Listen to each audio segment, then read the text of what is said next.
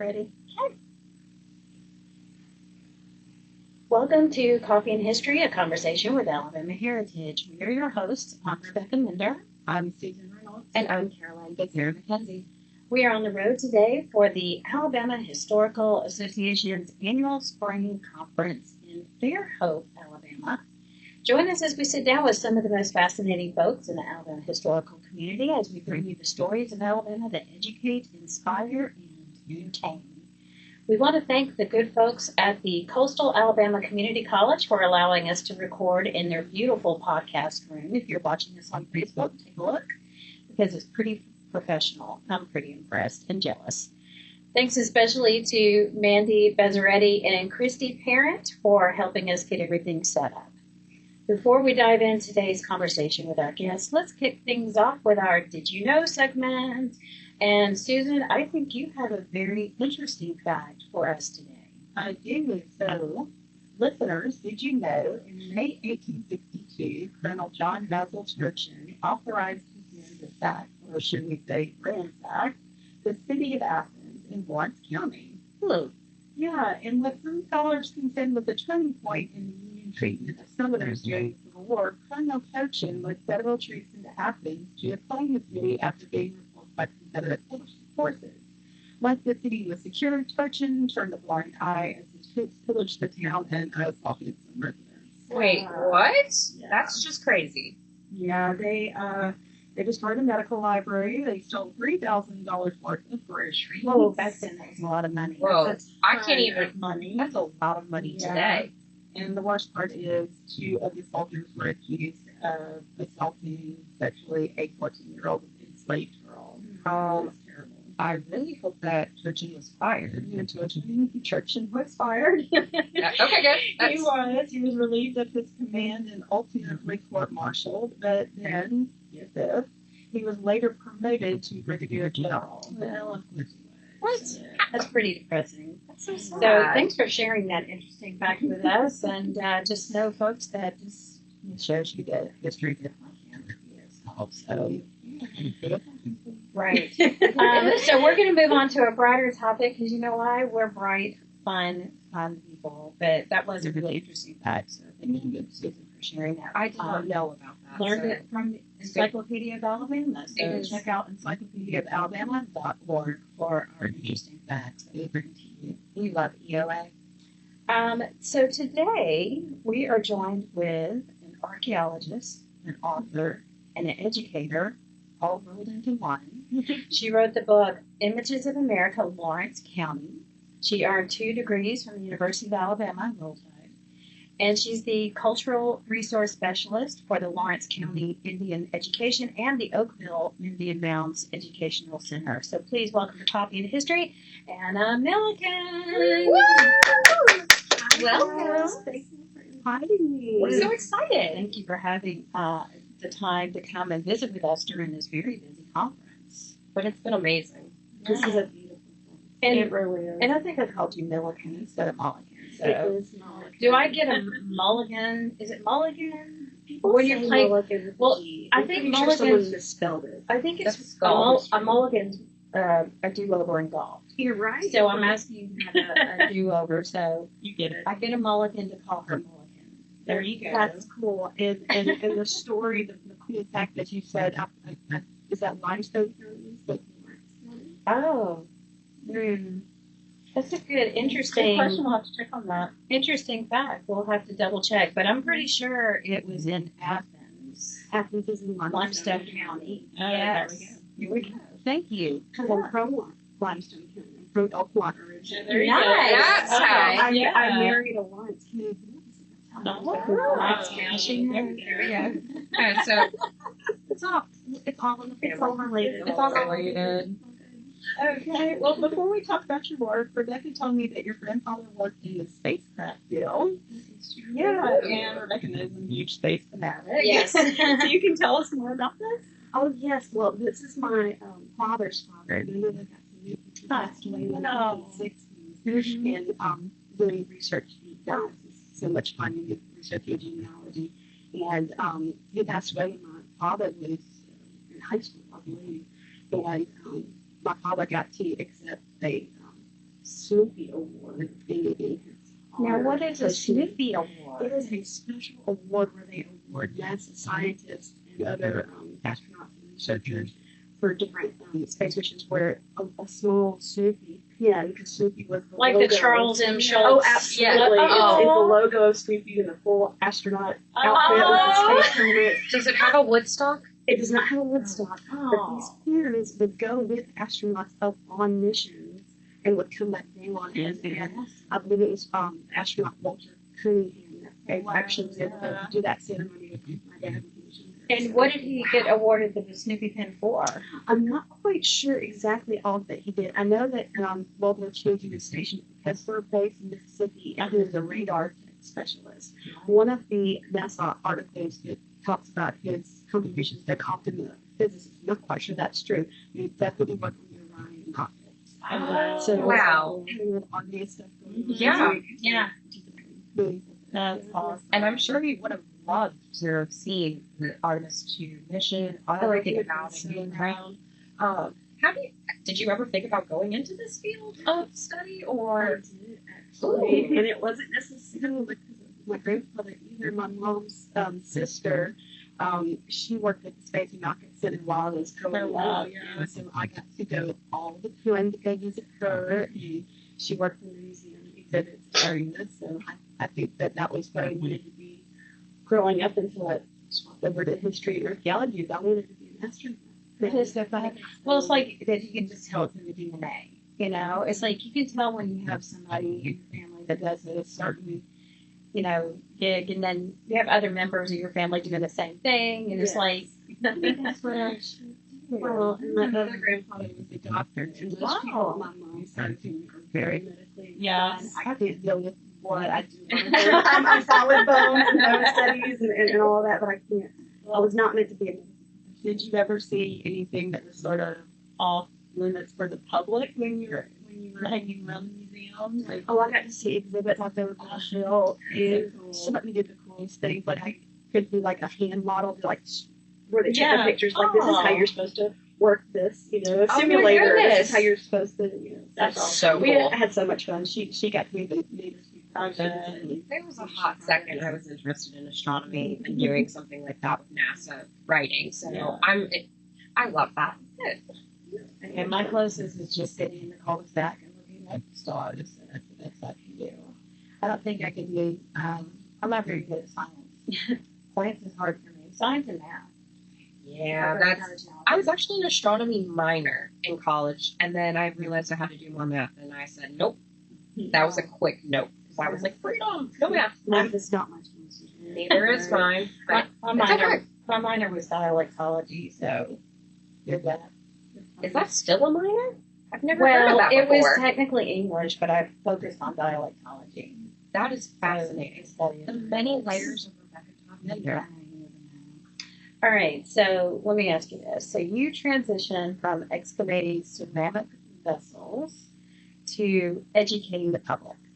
So how does your hands-on experience as an archaeologist change the way you possibly teach students compared to maybe a traditional history curriculum? Well, I think that one of the things, especially at the Oakville Indian Mounds, that we can really bring to life for kids is that we talk about the difference between prehistory and history, and how history with primary and secondary sources, everything that they're able to see, there's so much. There's diary entries and photographs and maps and so many different layers. But for archaeologists, we are showing the kids that the smallest broken artifacts, the smallest pieces of trash left behind in the past, and it always gets me rough because I always say the garbage lady. But just how the smallest items where we don't have written records with these amazing people who can make a big difference in learning what we do. Did you get to take the kids out to dig? We don't take kids out to dig, but we do lots of walking tours around the park. And I do have some artifact collections that are hands-on. That's nice. We really try to make our field trips as immersive as possible in the touch space. I think those field trips are so important. How old of a child do you have to be to do this? Oh wow, we have 3-year-olds all the way up Wait, I retired. think Okay, we're Homecoming. asking, are we too old for that? That's the question. I will go on a walking tour of things. Absolutely. That would be awesome. Yeah. Bring a picnic, we'll have a grand day. That sounds wonderful.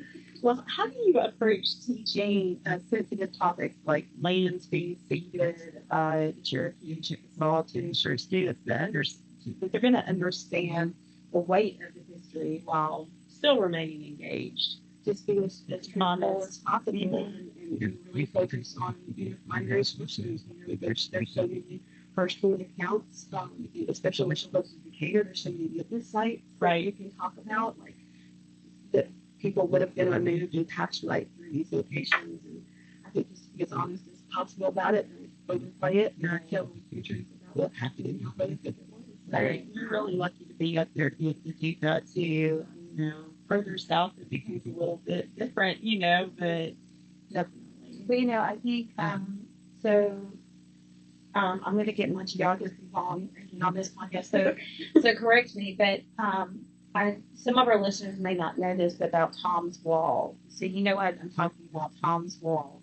And it's basically a man who dedicated almost his whole life building this wall, and every stone represented, I believe, the footstep of his grandmother.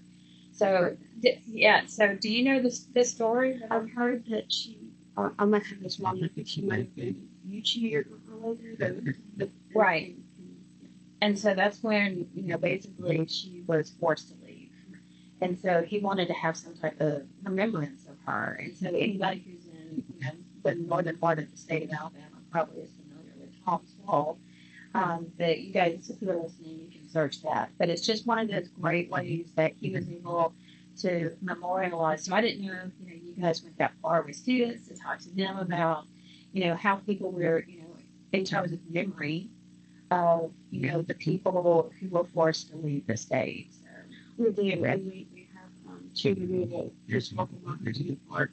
I have a new Tom's Wall, actually. Okay, Anna, I actually didn't know anything about Tom's Wall, so I would like to learn with you. It's really an amazing space, and there's people who, because it is all stones, and he did spend almost his entire life doing this for her in her memory, so people wouldn't forget. And so it's a nice place to go for reflections. You can walk, between the walls, but then you can also, there's places to sit and have a conversation. But a lot of people bring their own stones. And so you'll see little trinkets, maybe like a little cross or a little tree stone to be added to a seashell. I mean, there's lots of little things, kind of like people do where you'll see someone who might be, we'll just say famous, and they'll go to their cemetery and see, the gravestone offering. So it's similar to that. It's quite fascinating. Oh, okay. So another field trip. Another field trip. Absolutely. So we'll come see you at Oakville, then we'll ride up to Tom's Wall all together. So there you go. Yes, absolutely. And in downtown Walton, there's a historical marker for Anne Royal. And she was one of Alabama's first journalists who traveled through in the 1840s. And she came through Lawrence County, and one of her letters in her letter from Alabama is about seeing the Cherokee people being removed along the Flat River and so very candid. So she's describing it in picking one's language, but it's that's incredible. Well, so since we're already on the topic of field trips, okay. So before I joined the team, it seems, or I've heard that Susan and Rebecca actually visited Oakville Indian Mounds. Okay, cool. It was probably, it's been about at least 10 years ago. It's been a minute. It's not our fault. We weren't there yet. Is there any particular artifact that consistently sparks the most aha moment for people who visit, or, talk about some of that. We have over 20,000 projected in the museum, so it's incredible. I know that's not one artifact. That's many. You walk in the room, the sheer volume of Overwhelming, is absolutely overwhelming sensory experience. That's gonna be crazy cool. As far as pointing out one particular object, I do like to point out it's actually a soapstone smoking pipe that's in the shape of a bird that didn't come from the Oakville Mounds themselves, but from a mound system about 5 miles away that was completely destroyed. It is a very stylized wooden bird type that might possibly be a bird that is extinct. Oh. Could be the shape of the beak of a bird called the Carolina parakeet, which is a beautiful green bird that we study the pecking and I've been told that these birds were very altruistic. They didn't sense danger like birds should, and they also traveled in flocks. So they would descend on farmers' fields and decimate them, and then the farmers would just pick them off, and they wouldn't fly away. They would try to hover and get their friends. And also green feathers, had ranchers hat making. I'm sure that was a very popular feather back in the day. I think there are a few types of everything still left in collections. So you mentioned that didn't come from there. So do you have a lot of collections that come from other places, or I mean, what's like the percentage A of very small, found right there on the spot? a very small percentage of it had a museum actually comes from Oakville. So Okay. probably 5 to 10%, but most of them are local farmer collections. We're surrounded by so much farmland and so much plowing and lots of local collections. Well, that's great that they're able to find it and have a resource to be able to take it. And say, Absolutely. please preserve this in some way. Absolutely. Do you have things that people bring to you and it's like, yeah, we don't need that? I frequently help the public identify items, and sometimes I have to tell them and help them date things. Of course, we never help price anything or things like that, but occasionally I will have to tell people that it is not the most beautiful rock. Right. Oh, And I how just sweet hope of that I you. don't hurt their feelings Yeah. by telling Yeah. them that it is not. It's just It's a rock. beautiful, beautiful rock. But like Moundsville has been preserved since the 1920s and 1930s. Our site was private farmland up until the late 1980s. And so there's been very limited archaeology done in our park. And we've had some archaeology done by Travis Rayo and T-Bar that in 2014, 2017, that's the last archaeology. Is already plans to do more archaeology? Yes, we have some possible plans in the future. Our next questions that we really like to answer about our site, which is in the middle of the Woodland area, is what their houses look like. Oh, right. Their architecture. I think we're at a juncture in the prehistoric timeline where they could have been round houses or square houses. Okay. And if we can kind of go to definitive detail, we'd love to have a replica that students could explore. So how many mounds are there? We have 2, but we should have 5. Oh, what happened to the So others? that 3 of them were destroyed in COVID, whether through agricultural practices, and we've also heard rumors of possibly road building for one of the mounds being used as filtered. But we have a large platform mound, and we have a conical burial mound as well. So they didn't suffer the fate that a lot of mounds in Alabama did that were located directly next to rivers, where they were being dug into heavily. But the 2 we have left both have historic cemeteries on top of them, which is what helped preserve them and protect that. Even though that's invasive, it's Interesting. Yeah. So, I also wanted to ask, what is the age group of people who visit? all over the place. Yeah. Absolutely all over the place. Since we are part of the school system, which I think we might be the only museum in the state of Alabama that is part of the That local is school system. interesting. If there's others, I'm not aware of them. But we do a lot of field trip groups. What school system? Lawrence County Schools, Okay. Lawrence County Schools.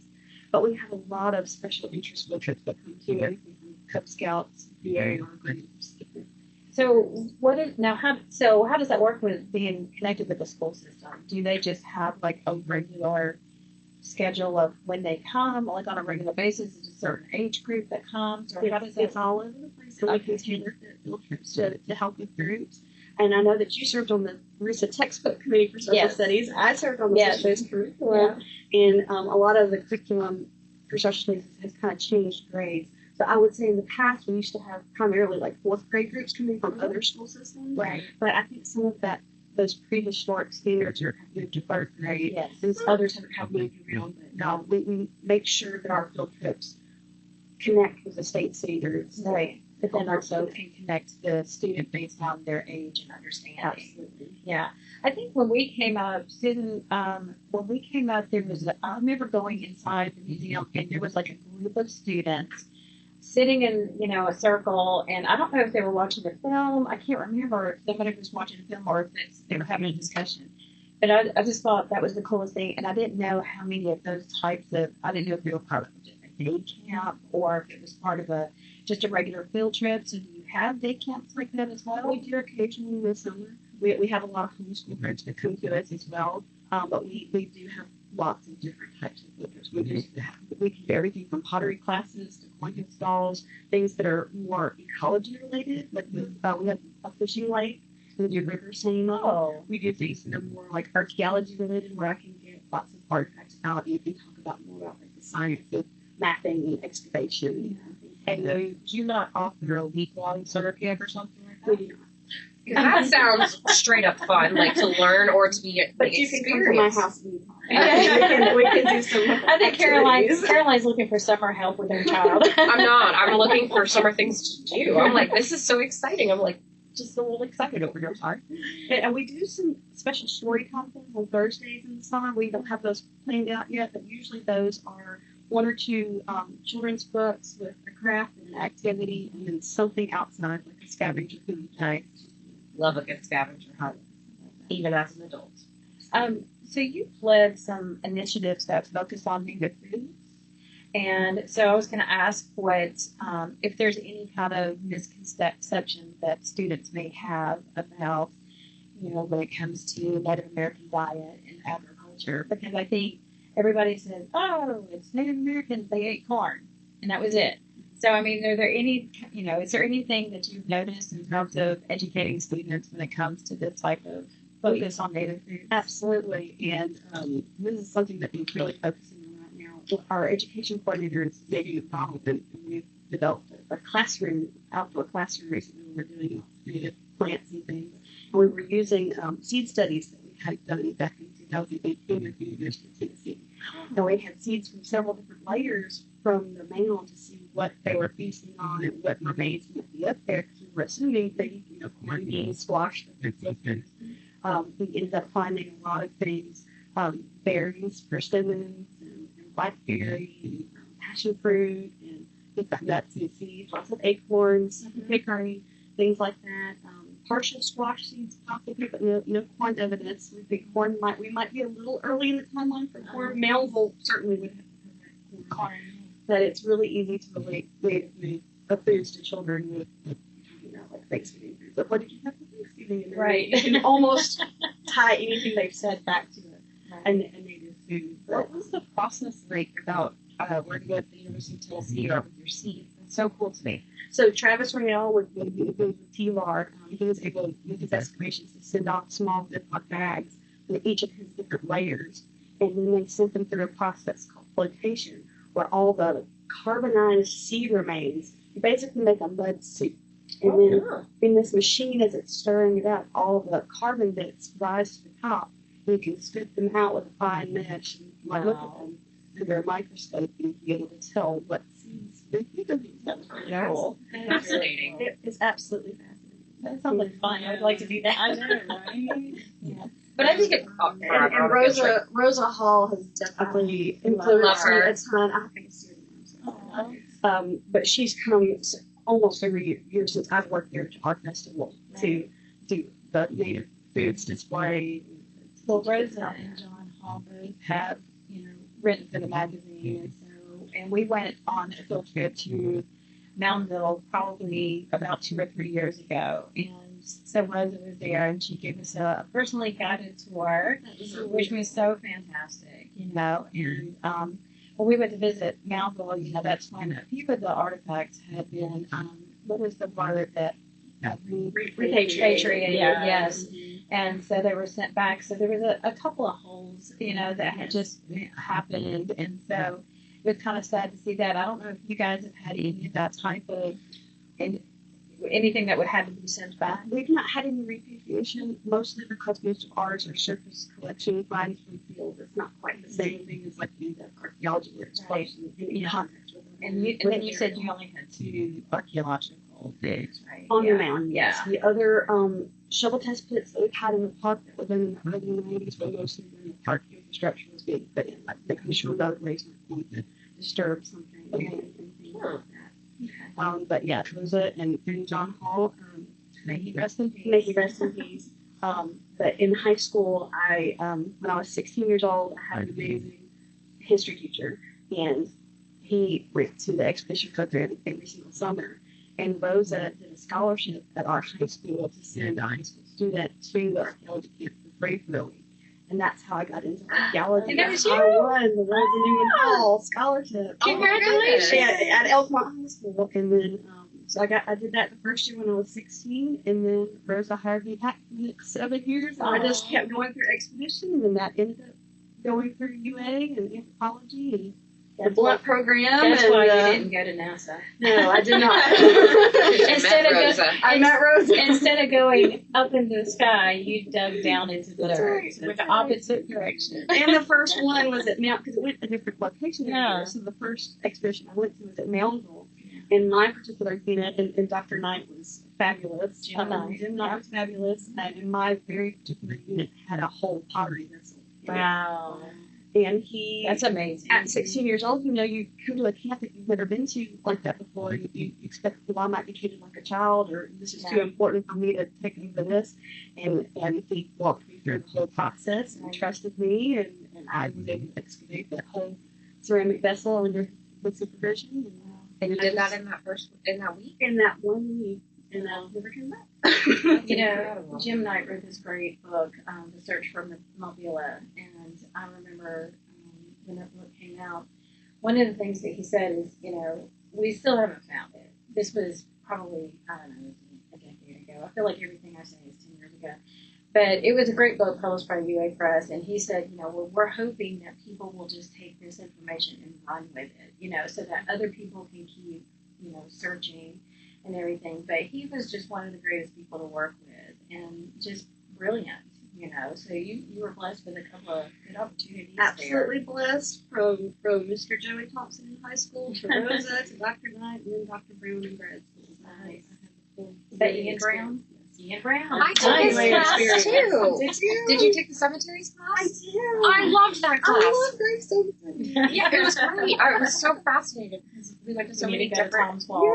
Yeah, we went to so many different cemeteries throughout the county. It was eye opening for me, at least, being out of stater.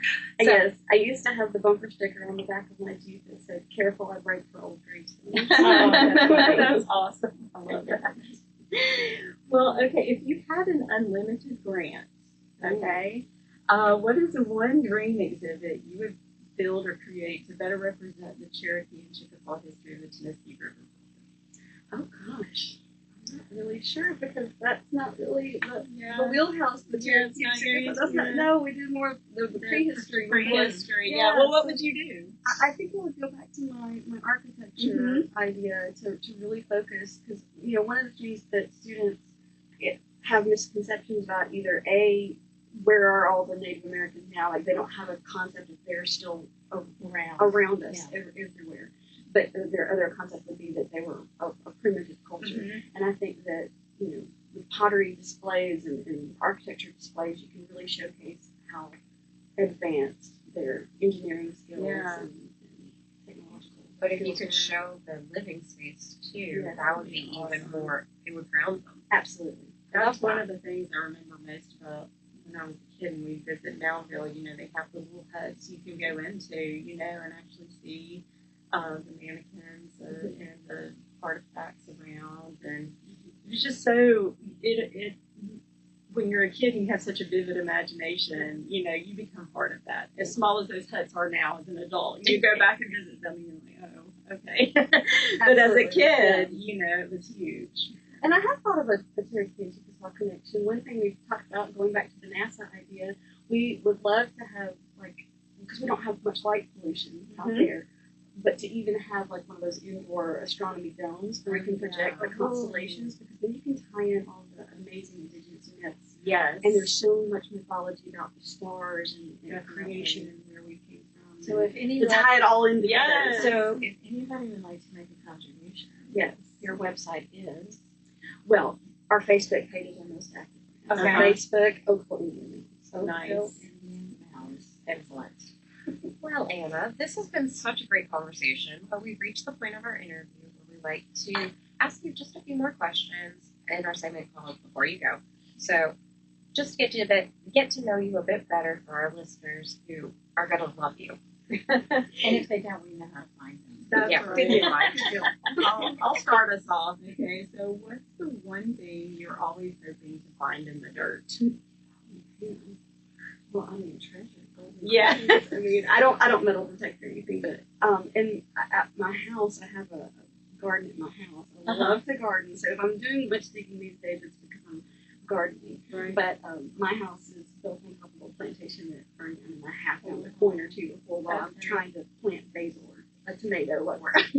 That's amazing. I'm gonna break in right now though and tell you that my dad, when he was a little boy, he and his sister, they had all these gold coins from Spain that had come from our fourth great grandfather, and they decided they were going to create a treasure hunt out in the backyard, right? So they put them all in. Well, they put a lot of them in a jar and buried them in the yard. And then when they moved, they forgot to dig them back up. So someone at this old house has got a bunch of old Spanish gold coins. Wow.